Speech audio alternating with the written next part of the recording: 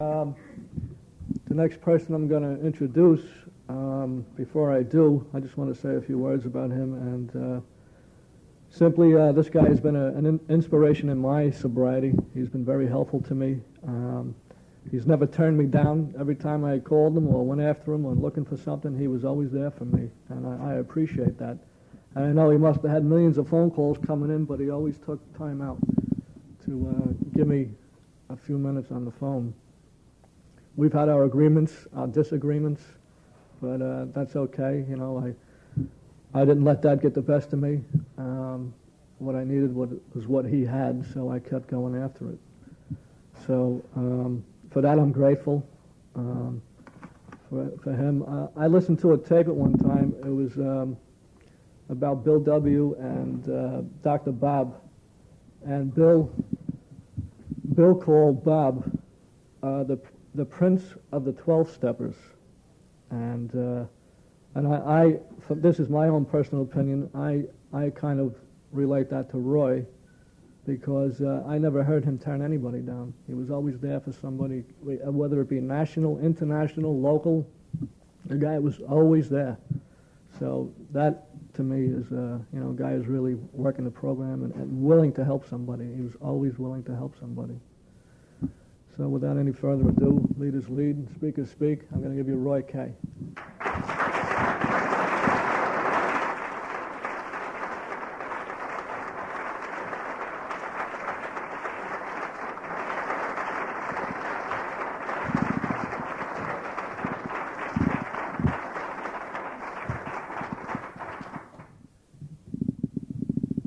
Hi, my name is Roy, and I'm powerless over lust and my sinful nature. I thought I'd put it differently, because that leads into some of the new awarenesses I've had. It's really good to be here. I'm scared. I'm nervous. I always have, I've discovered fear in SA. I didn't know fear before SA. Don't ask me why. But I just want to say I just feel so good. Thank you. About being here, and I really wish, instead of your hearing me, my story, whatever I'm going to say, that I could hear the perfect honesty of where each of you is today. I don't care where you are, but if you could say that, if there was such a thing, that, because that's what draws me to 12-step meetings. And so I'm going to have to wind up leading with my weakness tonight.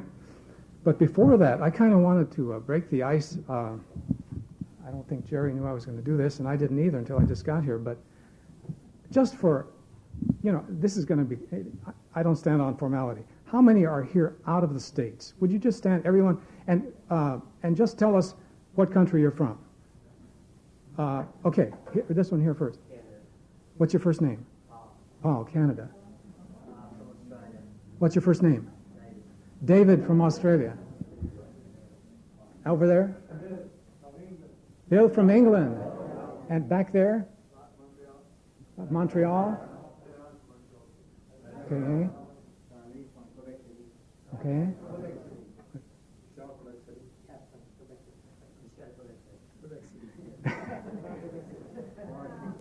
Montreal? From Canada. Okay, so good to have you. Let's give everybody a good hand.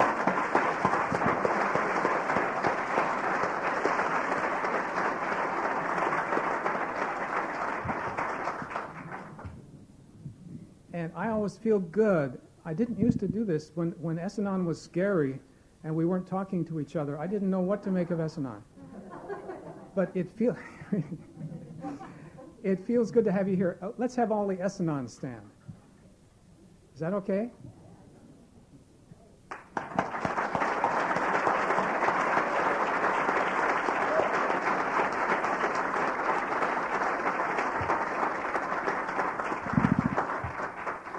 Is it okay to do this?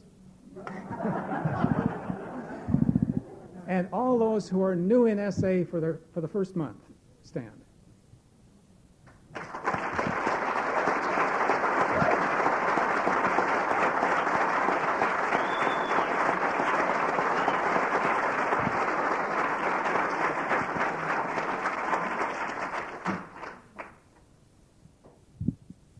Well, I'm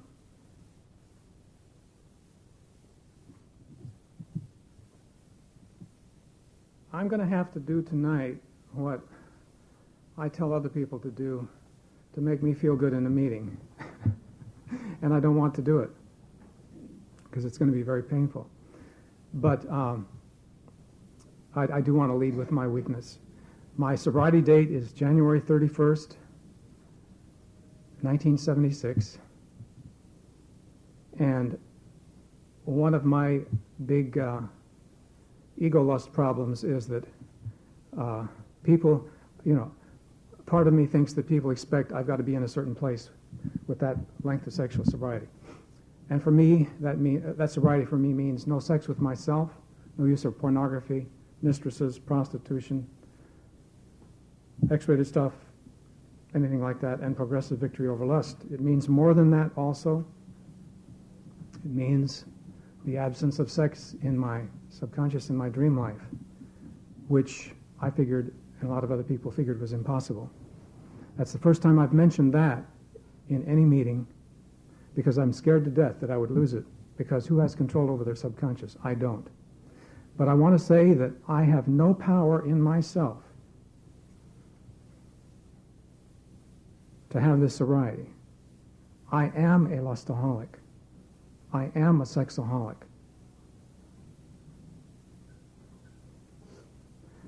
The programming in my brain has not changed since the day I walked in to a 12-step meeting, the 24th of April, 1974. So the very fact that I can tell you what I did is that I have this, I take credit for almost everything that brought me here. There was a lot of genetics and other stuff in the family, but I take credit for my attitudes and behaviors that really brought me here. I do not take credit for my sobriety. And I can't take credit for what's going to happen when I walk out this door or I'm still in this meeting and have my next lust temptation. So I thank God today. I stand before the dear people. I just love each one of you. I don't know. My prayer is that that God will give me His love. That's what I want. I don't have it myself, and I feel that this weekend. I feel drawn to people. So what you're seeing here is quite a bundle of the lower nature. Quite a bundle. There was a history of sexaholism and alcoholism, rage and blasphemy on my mother's side of the family. My mother went through the Turkish Holocaust, the Turkish genocide. And she came from a very wealthy family in Armenia. And overnight, they came and said, every Armenian in this town is going on foot. You can't take anything with you, not even your dogs. And so it was a forced death march into the Syrian desert. And my mother survived in the desert for 3.5 years. And came to this country, married my dad. And his family apparently was okay. She came from a very high lineage. My poor dad, his father, I think, lived in a cave at one time. So they came from the same hometown back there, but on different ends of the social spectrum. Of 3 children, I think I was the weak one, and I think I was the one who had to have a drug from birth. I was a thumbsucker, and I just had to have something to cope with myself. And I didn't have it. And so when I discovered sex in total innocence at the age of 8, I just had what I had to have. If somebody had given me a drug or a glass of alcohol at that time, anything, but I needed something. So I come to life a very marginal human being from my ancestry, from the whole history of my people, which Armenians since 4000 BC have been the tiny little country always between these huge, gigantic world powers that would crush them and make them do obeisance. So we're kind of castrated spiritually to begin with.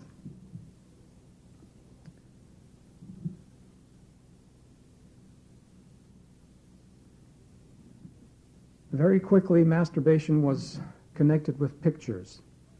In my case, it happened to be pictures of women. Yes, there was some molestation from the mother, in innocence on her part, and once she saw herself doing it, she stopped. But that one scene that I remember has been imprinted and burned into my memory. And so some of my sexual programming began even before I started masturbating. But very quickly, the pictures had to escalate, and I'm 65 years old, and I can give you in my own personal sexual history a running history of pornography in the United States of America.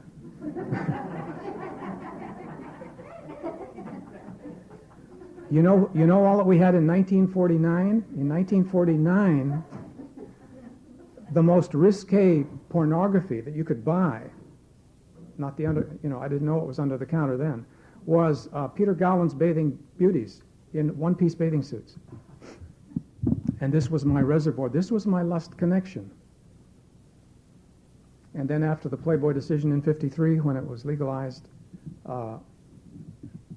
then you know what the result is. Today, what is it? Something like 20 million men's interest magazines a month.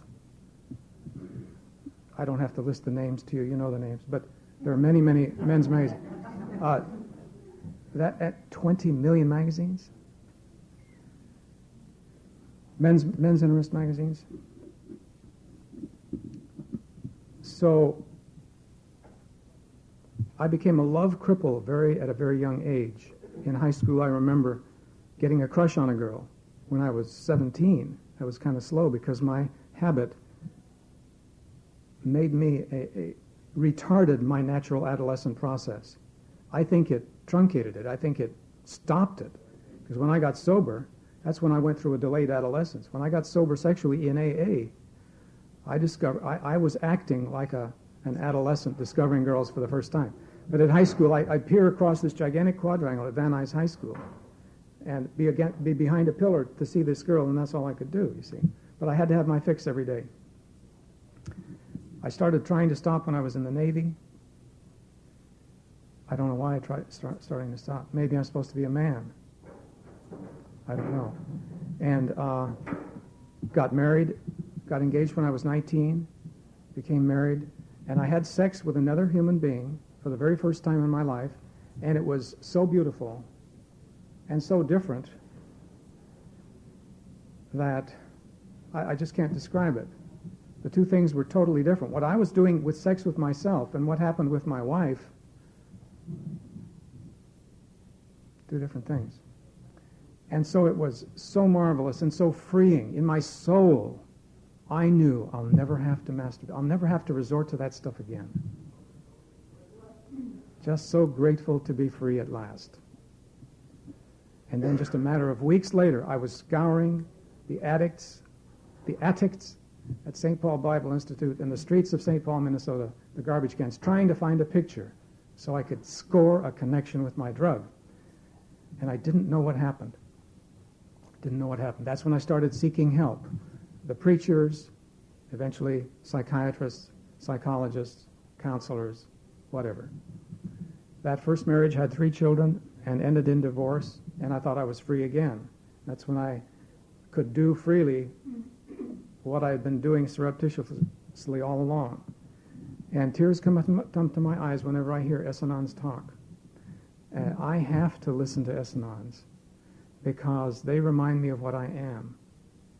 What I am is a lustful, angry, woman-hating, self-obsessed addict. And I was preaching the gospel. I was studying for the ministry. And after a while, I had my first prostitute and this beautiful family, a woman and 3 children. I found myself behind the pulpit. And I say, I can't stand the lie any longer. I can't stand the lie any longer. I left the pulpit, I left seminary, I left the church, I left my family. And that began the last phase of my acting out, which ended at the age of 47. At the age of 47, I had married a second time. The same thing had happened. Only that time I think I burned all of my really the hot stuff, because by the time of 47 the stuff was getting pretty hot. I burned it in the fireplace of the new home with the new wife. And she asked me what was the smell in the house on our honeymoon. And I could not tell her that when you burn celluloid, you've got a smell in the house. And anyhow, it was just a matter of weeks. And I was scoring a connection, sex on the streets. And I wound up in the half world of pimps, prostitutes, drug addicts on the side of town where they just had the riots recently. And that's where I felt the most at home. I felt most at home with the poorest, the most outcast, the most despised. That's where I felt at home. That was an other me. That's where I came to life. I said, this is real life. And I didn't know I was destroying myself. But all along, I still had to masturbate, and I still used pornography. I still had affairs, even though I had all these prostitutes. Well, the end of the story was, you know my story. I'm collapsing things here. But one day, the perfect actress, dancer, prostitute, the motel room, the embodiment of all the lust, the pictures, the women, the fantasies I had, and the dreams I had ever had in one body. Notice I don't say person. In one being. And I made a deal that I wanted this woman more. And the deal was, in order for me to keep her, I'd have to become a pimp and be party to her prostitution. And she was going to do a play, she was going to act in a play I wanted to produce. And she was in all this business. And so it was a great promise of, Broadway success and whatever, all these fantasies. Sitting on that couch afterward, I had my moment of clarity. Just afterwards, I knew that within 3 days I'd be looking for another body, another woman. And the party was over. The party was over. Pitiful and incomprehensible demoralization. And I went crawling back to AA, to a men's stag, a 10 o'clock Saturday men's stag, and I was absolutely insane.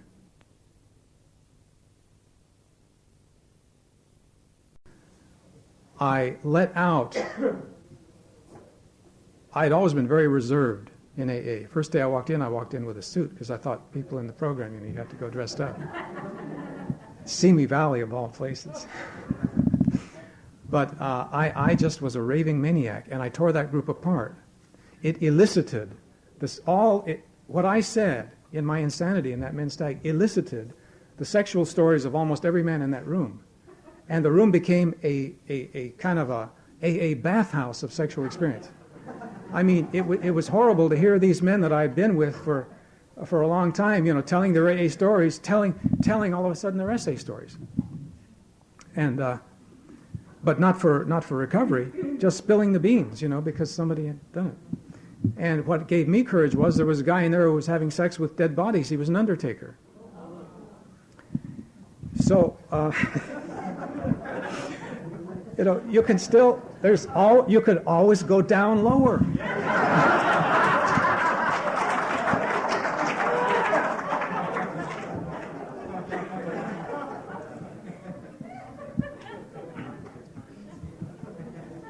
I wasn't going to tell you any of this. I don't know why I'm telling you. Anyhow, the man who saved my life in AA was my AA sponsor. I didn't call him a sponsor, but I used him as a sponsor, and he sponsored me. There were a few other sex drunks in AA, but this guy, Jim, whenever I'd talk about a temptation, or I was going through withdrawal, I was sexually sober. I was getting sober in AA, and I was going through hell because I was fighting it. He knew where I was at. He understood. He'd ask me to coffee. We'd go out and talk. He was a sex drunk, but he wasn't sober, but he understood, and he saved my life time and time again. I began to find out there were things going on in AA. They were swinging. His wife and some of the other, they were swinging sexually, and all his sponsor and all this business. But this man saved my life. Well, the August before last,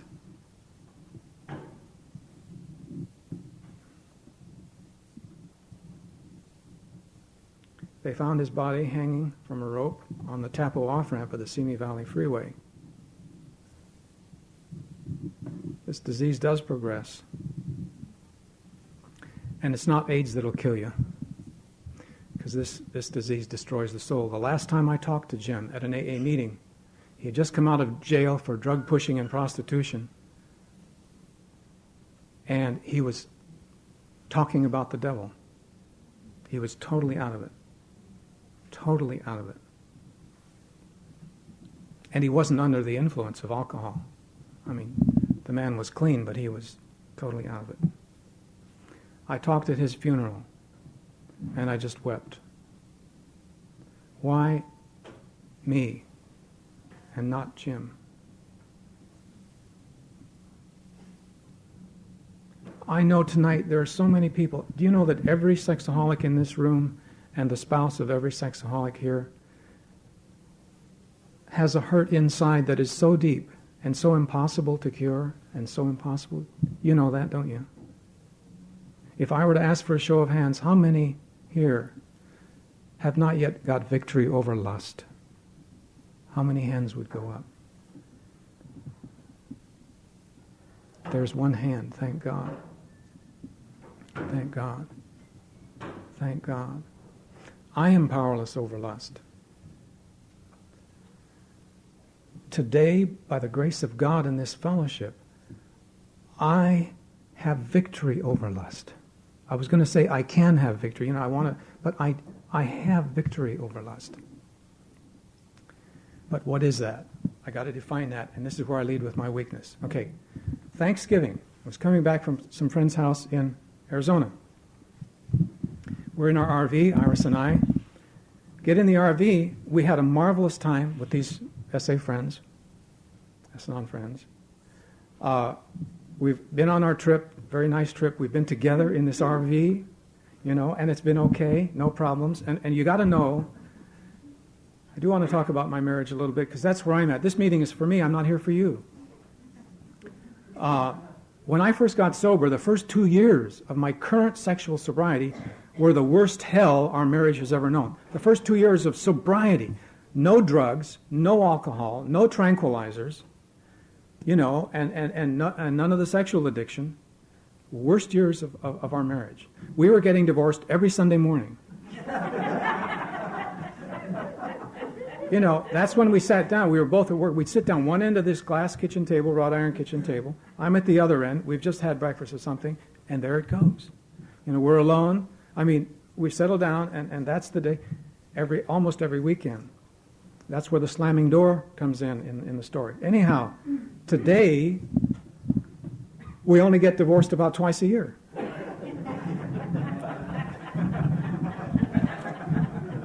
And the last divorce happened right after Thanksgiving. And this is exactly how it happened. For some odd reason, my back went out on me. And I had a laminectomy years ago, and I got to watch my back, and so maybe it was all the driving. Anyhow, I'm going along, and suddenly I realize I'm in agony. So I start, lifting the weight off of my back by going like this. And what did she do? She had her head in the rearview mirror. So I said, keep your head out, because, you got to see where you're going in an RV. And she had her head something, and I said, I can't see that way. And it happened again, so it must have been the Culligan tone of voice. Because this woman, is sensitive to my spirit, just as others of you are that know me well. And apparently, I can say the same words in one way, and I can say those same words in another. And in one way, I'm a considerate human being, and in the other way, I'm a Turk-hating Armenian.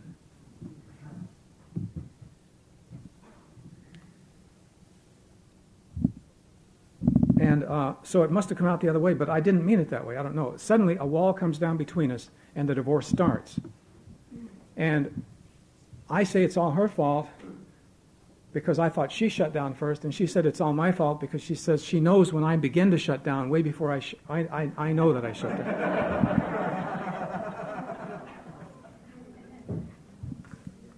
To this day, I don't know when and who begins to shut down first. I have a hunch now that it's me. It's me, oh Lord, standing in the need of prayer. So, ever since that Thanksgiving trip, on that way back, what am I doing? Where is my spiritual condition? Okay, so she blew up at me or something, whatever. I don't even remember. Something settled in my heart. My negative force came out on my wife. And I was tired. I keep telling her that she's being treated better than she ever has been. And she says, I don't care.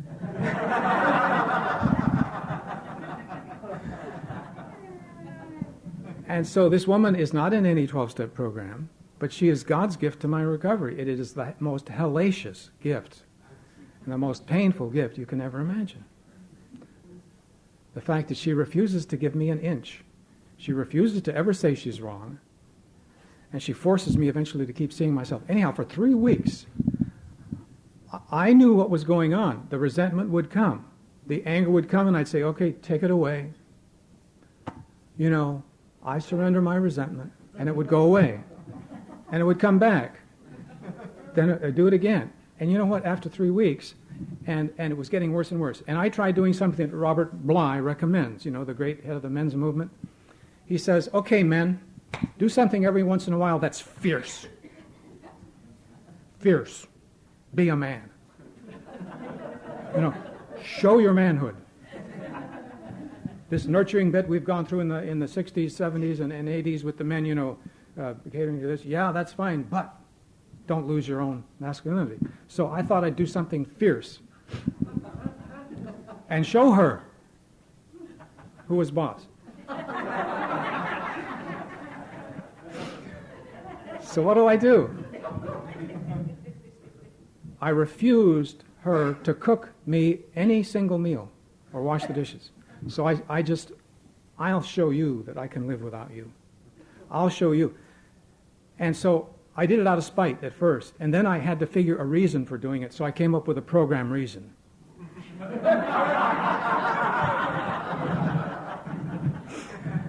And the program reason was, okay, and I told this to Iris, I'm too dependent on you emotionally, and I have to separate my emotional dependence.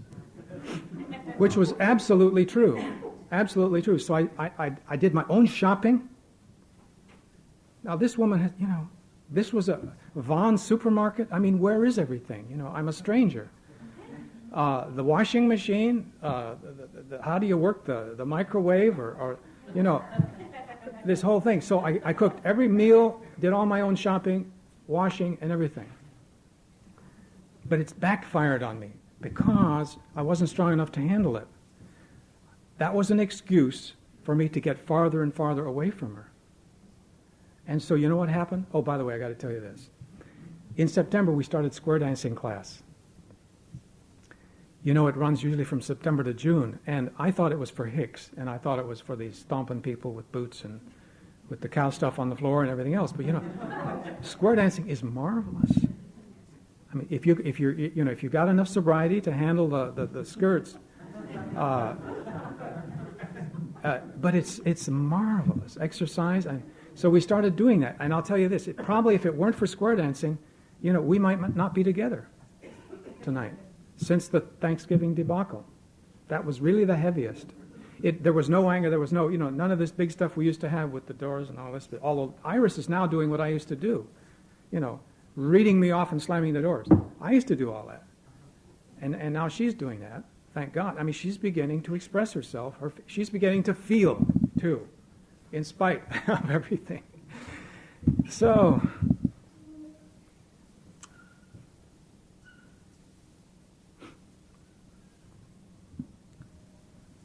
At square dancing, I saw myself as a spectator in this period of continual resentment surrenders, you know. And here I'm looking, wow, you know, I wonder what she would be like as a wife. And gee, that's an attractive one. I saw myself not lusting, not drinking, but as a spectator, somehow with an open channel to every woman that was there. just kind of testing. You know, the old radar, the testing was out. Wow, is that a possibility? You know, what I used to do. It was right there. And then what happened at the end of this period, which helped wake me up, here I'm in Ventura, I'm going through some bookstores, taking the trip by myself, and I walk into Duke's hamburger joint on the beach. As soon as I walk into Duke's, my eye goes to the right, and there she is. Instantaneously, 2 pairs of eyes, and the electricity just flashed. I mean, the current flowed, folks. And that caught my attention. As I finished my hamburger, I kept seeing, and she never looked at me twice, but I kept seeing, is she gonna? Is she gonna? And when she got up to leave, is she gonna turn around? But I had to do an inventory on that look. And it wasn't even deliberate. It wasn't a lust look. It wasn't a drink. But the electricity flowed. Now, what does that tell me? It tells me that my switch was on. Current can only flow when the circuit is complete. And so, no wonder I was becoming vulnerable. And I knew what was happening in the square dances. I knew what was happening. I knew that I was setting myself up for a misconnection. I was setting myself up for a divorce. In other words, I was just fading farther and farther away from the love of God, mediated in marriage.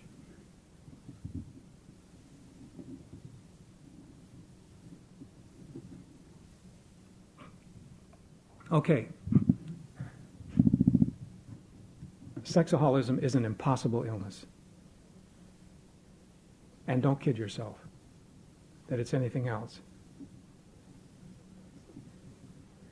The first step really reads, it was read incorrectly, the first step really reads, we're powerless over lust, and our lives have become unmanageable.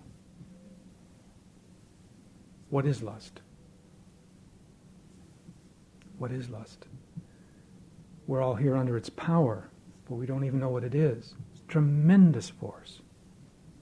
It's a godlike force. It has supernatural force. It's spiritual. It's a spiritual force. That's why so many of us can't get sober. Do you know what characterizes SA today historically? Increasing numbers of meetings, increasing numbers of members, conventions. It's not success, it's failure.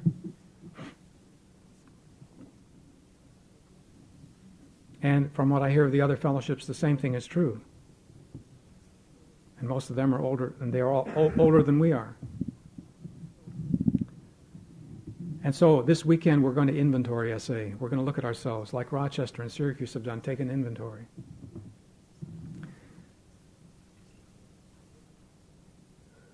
My brain is actually programmed for lust. If you want to read a fascinating chapter, pick up Gerald May's book, Addiction and Grace, and read the one chapter on the neurological basis of addiction. It's worth its weight in solid gold. Gerald May's Addiction and Grace. And he shows how that, and so part of me wants to look. And depending on where I am spiritually, I'm either more vulnerable to that or I'm insulated from that, and I'm less vulnerable. But I'm never cured from my programming.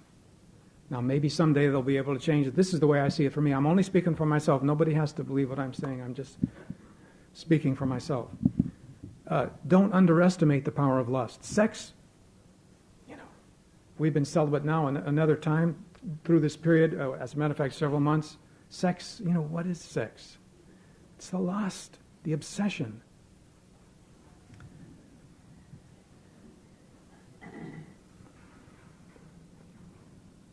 I got to read you this.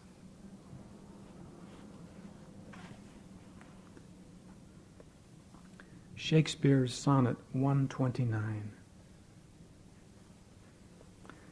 The expense of spirit in a waste of shame is lust in action, and till action, lust is perjured, murderous, bloody, full of blame, savage, extreme, rude, cruel, not to trust. Enjoyed no sooner, but despised straight, past reason hunted, and no sooner had past reason hated, as a swallowed bait, on purpose laid to make the taker mad.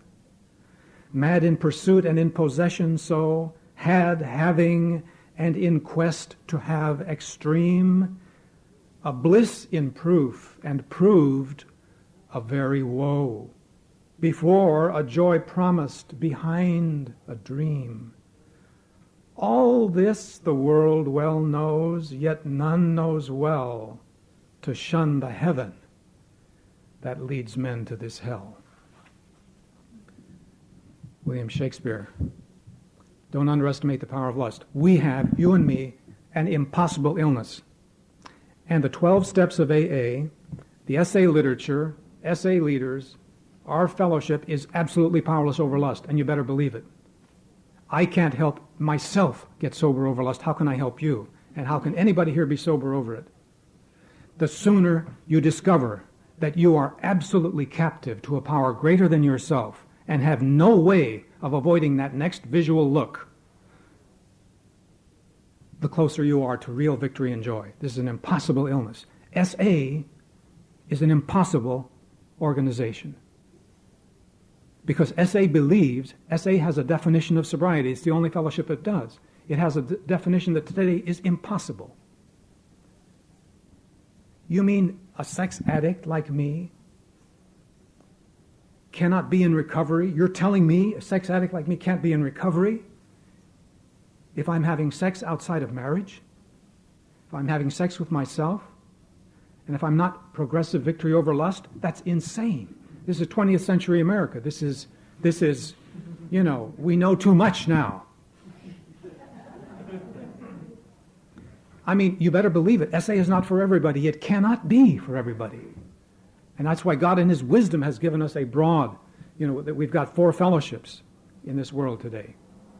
And God knows what He's doing. I don't know what He's doing, but I know that this concept of sexual sobriety, even though there are many in SA who don't hold to it, the concept has been distilled into the consciousness of the human race.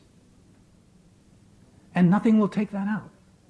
If SA goes down the tubes, if SA merges, if SA is destroyed, whatever. If we lose the 12-step imperative and reaching out and just become ingrown.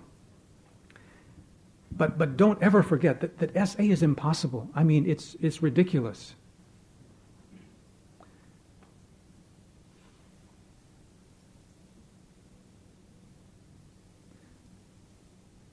The only answer is a solution that is also impossible. And there is an impossible solution. That impossible solution in my life is this.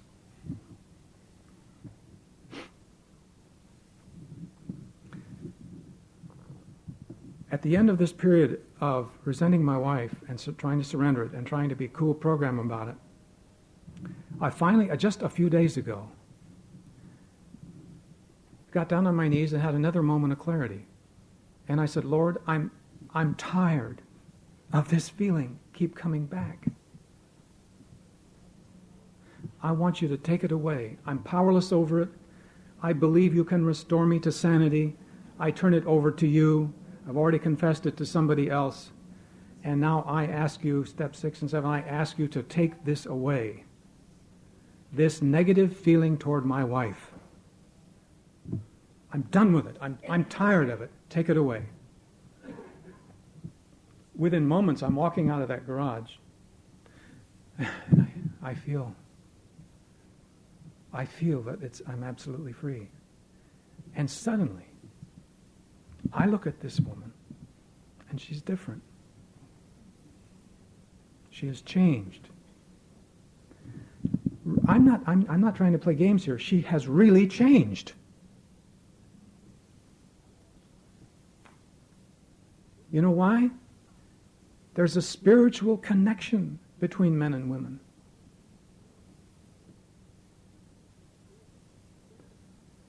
There's a spiritual connection in my marriage. And when her subconscious knows that I'm different. And believe me, in a good way, but believe me, her subconscious also knows when it's the other way. So I think Iris actually does know before I do when the wall comes down. I probably have a seasonal disorder. She and Nan tell me every October or sometime in the year, this thing is sure to hit.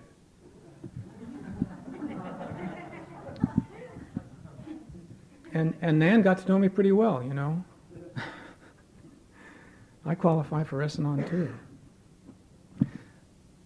Okay, why? Now, here's the amazing thing that I don't really understand about these last 3 weeks of this bad place I've been in. I was setting myself up for lust. I was doing everything in my power to bring it back. And there was in my being a presence, a power that was saving me from my lust and the lust of others. I could see it happening. Do you know what it means to be in a place like that? I covet this for us because I covet it for myself. There is an impossible solution to this impossible malady. And all it takes is dying. Giving up. Being willing to give it up. Each of us here, we should do more third steps just on lust. You know, once we get in off the sex. Just had it happen in Alhambra. Here's a guy coming up on 1 year sober, and he calls saying, I'm just doing everything possible. I'm going to the gym, you know, and all this business, and I can't stop lusting. So what did this guy do? He gets some of us together. We have a meeting after a meeting, get down on our knees, and this man does a third step and turns his lust over to God, just like I did my anger, my negative feeling toward my wife.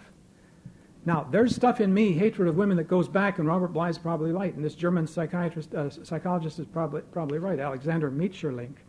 You know, those of us in the whole post-industrial revolution culture have a society without father. Society, culture, life without father is a post-industrial society. And he says that when that's true, the young man winds up with a hole in his soul, hole in his psyche, where the demons come in. Boy, doesn't that fit you and me? And that part of it, we had no control over. See, that's part of our culture. And so this is an impossible illness, not only from some of those cultural factors, from the other factors of our culture today, but from the own programming. It's 3 ways it's impossible. So you and I need someone who meets me in my worst moment of sin. That's why I use the word, that forbidden word, my sinful nature, when I open my talk. He's got to meet me at my worst.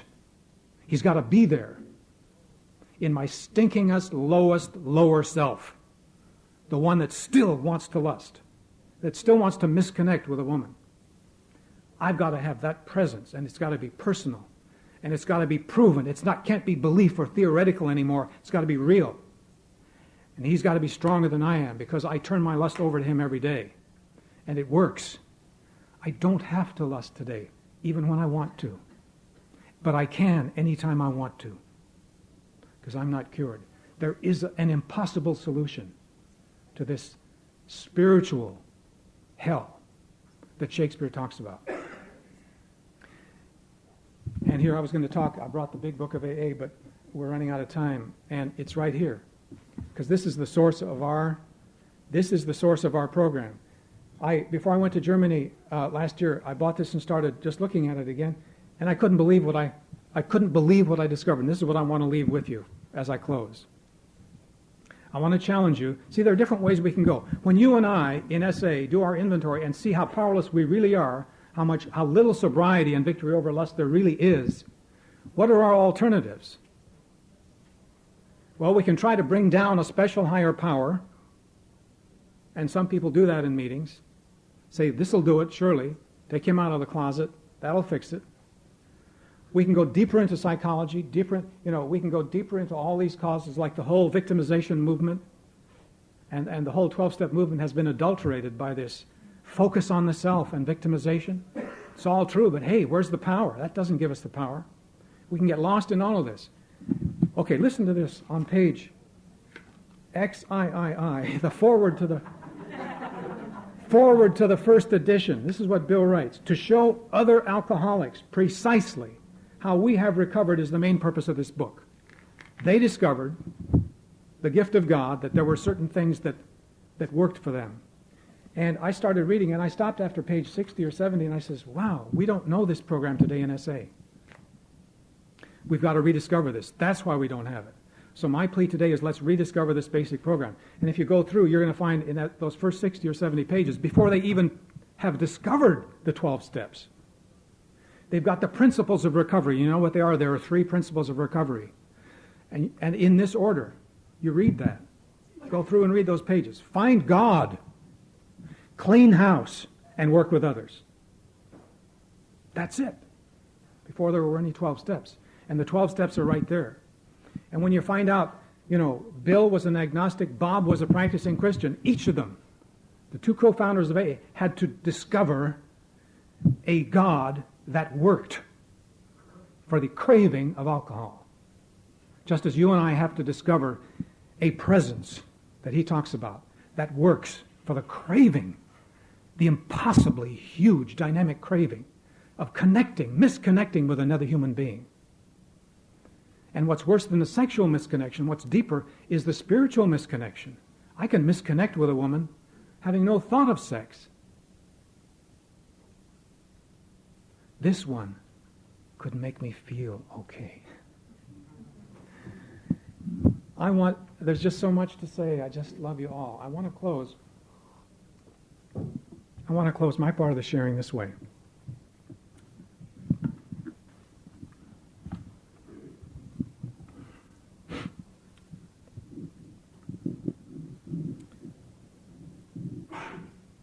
If it's not working for you, discover the program and don't let anybody get in your way. SA sobriety, some people, not everybody, not all sex addicts apparently, but some sex addicts must have SA kind of sobriety. And it's there for us. Discover the basics in our program. Find your God. And Bill and Bob each had to discover the real higher power in their own way, because it wasn't working. I want to close by focusing on the needs of SA.